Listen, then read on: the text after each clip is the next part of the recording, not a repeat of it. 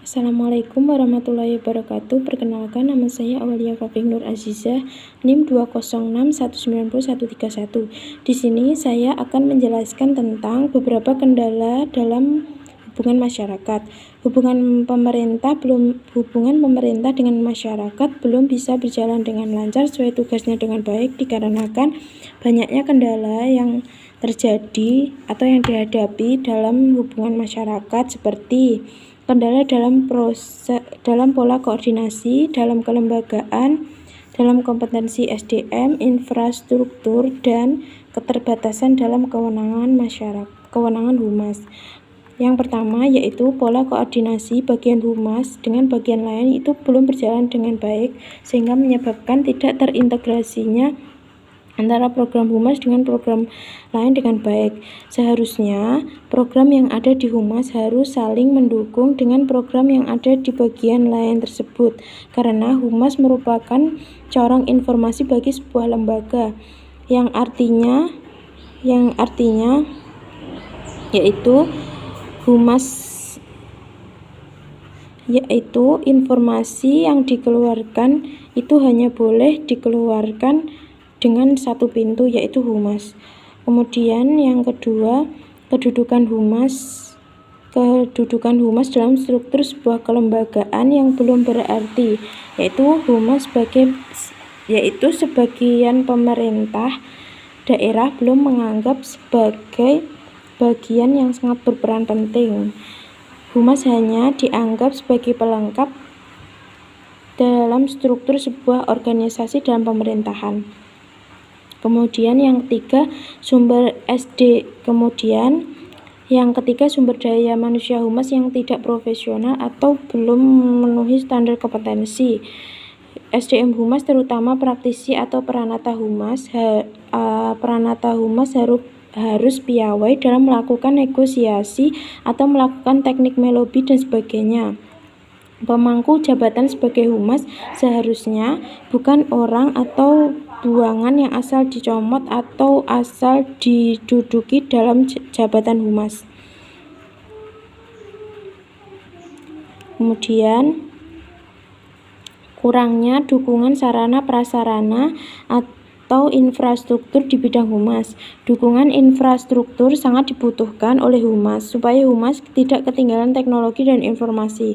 Dengan berkembangnya teknologi komunikasi dan begitu cepatnya penyebaran informasi, seharusnya juga disertai dengan dukungan yang memadai yang mendukung terhadap kinerja humas.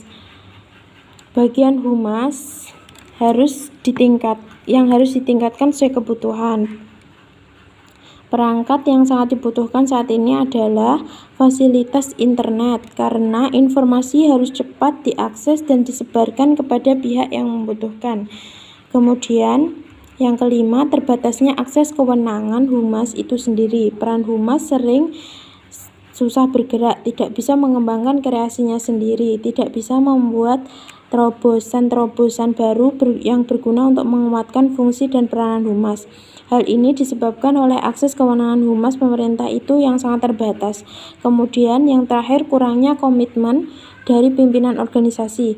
Fungsi humas tidak akan mungkin dapat berjalan dengan baik jika ada komitmen pimpinan tidak ada komitmen dari pimpinan untuk menggerakkan humas untuk bekerja sesuai fungsinya. Pengaruh pimpinan harus memiliki pandangan yang sama bahwa humas adalah penyampai informasi resmi dari pemerintah. Sekian dari saya, terima kasih. Wassalamualaikum warahmatullahi wabarakatuh. Salah satu fungsi humas adalah fungsi manajemen. Nah, fungsi ini dapat diwujudkan bila semua aktivitas humas dimulai dari penentuan masalah dan diakhiri dengan evaluasi. Adapun 4 langkah dalam pemecahan masalah humas, yaitu yang pertama menentukan masalah, yang kedua perencanaan dan penyusunan program, yang ketiga melakukan tindakan dan berkomunikasi, dan yang terakhir yaitu evaluasi program. Selanjutnya adalah menentukan masalah humas. Nah, pernyataan menentukan masalah humas itu merupakan penilaian atas suatu masalah yang dapat diungkapkan dalam bentuk pernyataan masalah yang dirumuskan secara tertulis. Yang selanjutnya adalah analisis situasi.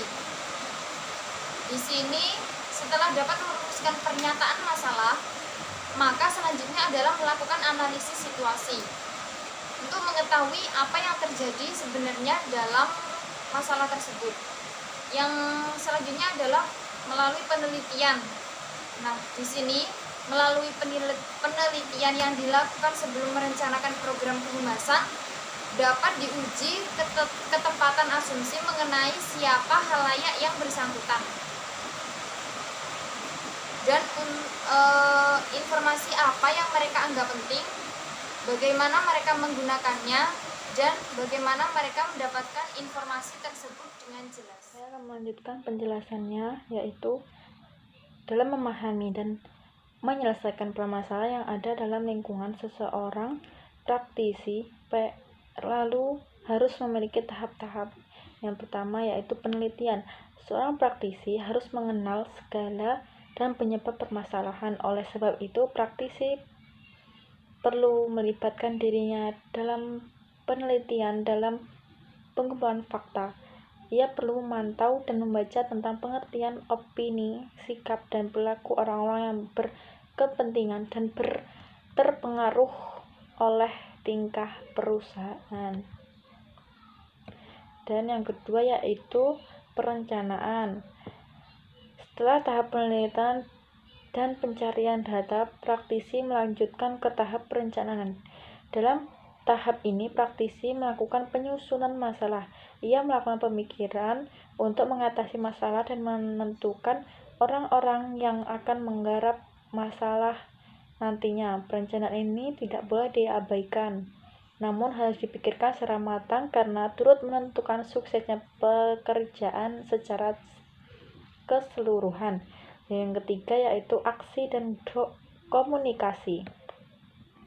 Komunikasi seringkali dilakukan berdasarkan asumsi pribadi oleh seorang praktisi. Akibatnya, tindakan tersebut terkadang membawa hasil yang buruk dan tidak disarankan karena akan beresiko yang pada citra perusahaan. Tahap ini dilewati untuk mendapatkan jawaban pertanyaan how do we do it and say it. Tujuan dan objektif yang spesifik harus dikaitkan untuk mencapai aksi dan komunikasi yang akan dilanjutkan oleh praktisi. Dan yang keempat yaitu evaluasi. Cara untuk mengetahui apakah prosesnya sudah selesai atau belum adalah dengan mengadakan evaluasi atau langkah-langkah yang telah diabaikan. Tujuan utama dari evaluasi adalah untuk mengukur keefektifan proses secara keseluruhan. Pada tahap ini, ia pun dituntut untuk teliti dan seksama demi keakuratan dan data dan fakta yang telah ada. Sekian.